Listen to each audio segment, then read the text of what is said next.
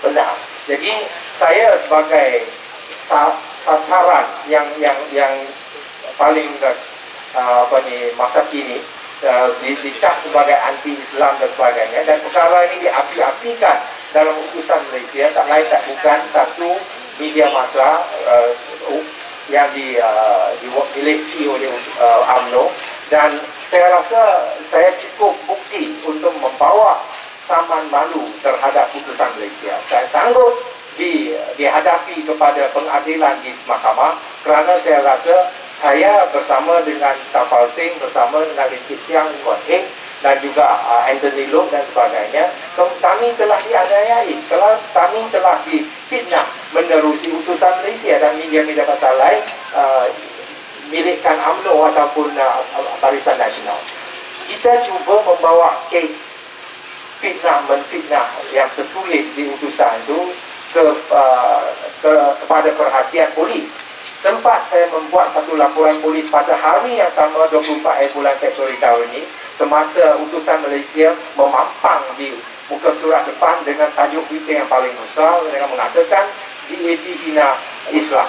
Dan saya bawa berita itu, bawa surat khabar itu bersama-sama dengan beberapa rakan ahli parlimen, sebab pada masa itu sidang parlimen sudah berlangsung. Jadi saya bawa kepada polis IPD di Pedang Wangi, dan 2-3 hari kemudian saya dipanggil untuk buat satu kenyataan polis kerana laporan polis saya di balai polis itu.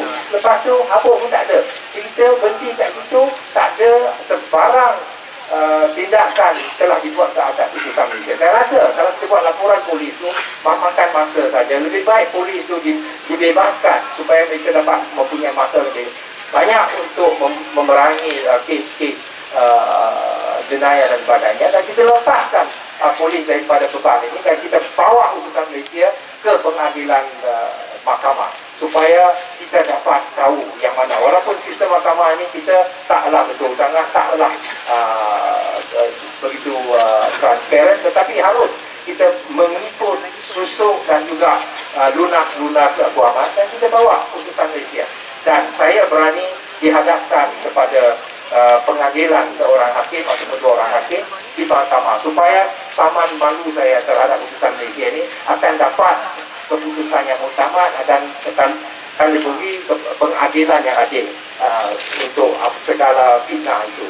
Kerana kita berani, kerana kita benar. Jadi kita tidak pernah menghina Islam, kita tidak pernah menghina Melayu, dan tidak juga kita menghina Kesultanan Melayu. Sebab saya sebagai satu generasi selepas kemerdekaan, jurusan saya di universiti juga di Universiti Sains, salah satu universiti tempatan, dan dalam kuliah kita harus mengikuti satu kuliah sepanjang sekurang-kurangnya satu penggal, dan kuliah itu dinamakan Tamadun Islam. Saya mengikuti Tamadun Islam, walaupun tak dapatlah kecemerlangan, tapi itu saya pas dengan markah yang elok. Saya faham apa itu Tamadun Islam, dan kita akur menerusi perlembagaan Islam itu ialah agama rasmi untuk negara Malaysia. Jadi segala ini tidak harus dikompromikan, malah kerajaan Pulau Pinang di bawah YB Lim Kuan Eng, kita akan mempertahankan lunas-lunas perlembagaan persekutuan ini. Jadi tidak timbul langsung soal-soal anti Islam, anti Melayu dan anti Sultan.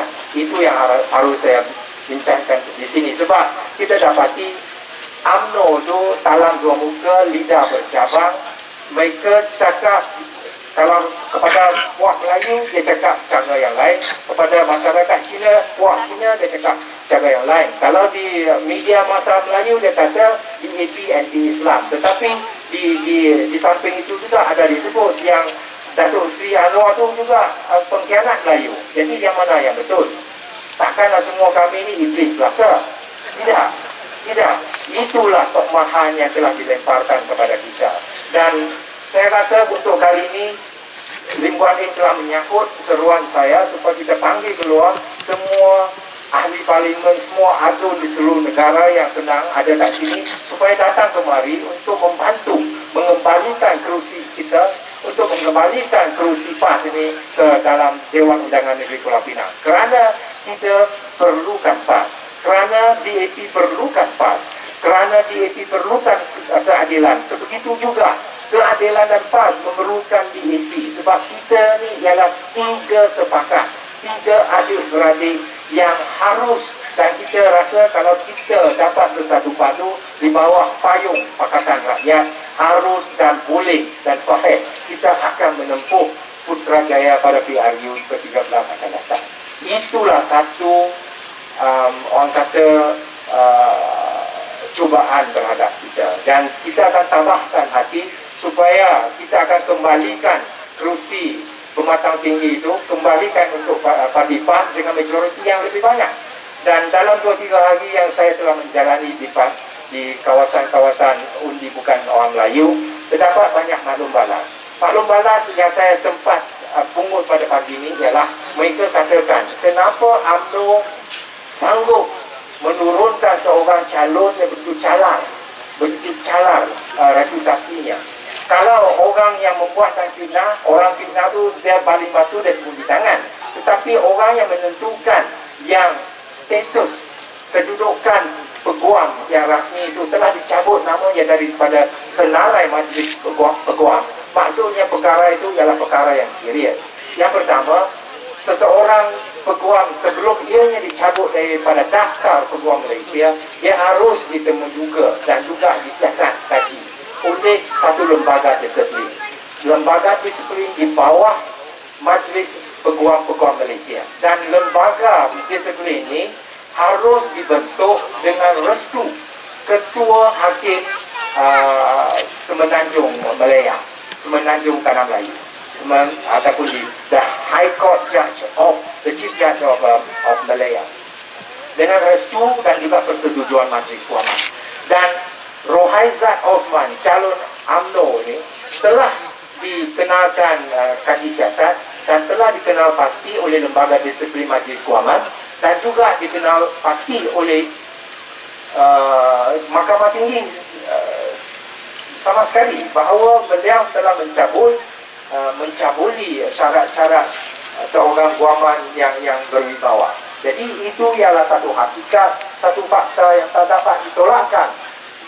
Malahan apabila Mahkamah Tinggi menurunkan penghakiman bahawa rayuan Rohaizat Osman supaya dikembalikan statusnya sebagai peguam itu ditolak dengan mutlak oleh Mahkamah Tinggi, itu berlaku lebih kurang 5 hari sebelum hari pencalonan.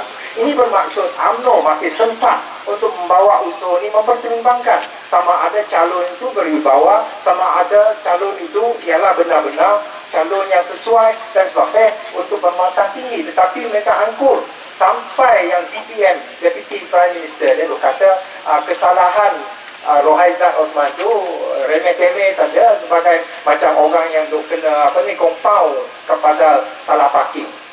Takkanlah satu status peguam dicabut oleh Majlis Peguam diibaratkan sebagai kena kompau ataupun saman ni parking tiket.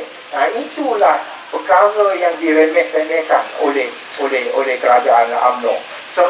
Semacam kita orang pematang tinggi ni, penambang pasir ni, tidak layak untuk menerima seorang calon yang berwibawa, tidak layak untuk menerima seorang calon yang berhemah tinggi, dan kita sanggup menerima seorang yang telah dikenali sebagai bersalah dari segi undang-undang Majlis Kuaman. Itulah satu persoalan. Sama ada kita harus menerima seorang calon untuk bakal menjadi wakil rakyat kita, sedangkan latar belakang secara profesionnya telah dijadikan satu pokok bahan percakapan. Jadi saya seru kepada tuan-tuan dan puan-puan, bagi DAP kita telah membuat persediaan yang sepenuhnya. Kita telah mengerahkan semua tenaga DAP supaya memastikan bukan saja Tuan Haji Muhammad Sulaiman menang, kita harus memastikan Tuan Haji Sulaiman menang dengan majoriti yang lebih tinggi daripada 2008. Jadi tuan-tuan dan puan-puan, itulah hasrat kita, itulah hasrat DAP. DAP perlukan PAS, PAS perlukan DAP, dan kedua-dua kami perlukan keadilan, sebab kita perlukan satu pakatan yang teguh, pakatan rakyat, supaya kita menempuh Putrajaya pada 2008. Terima kasih.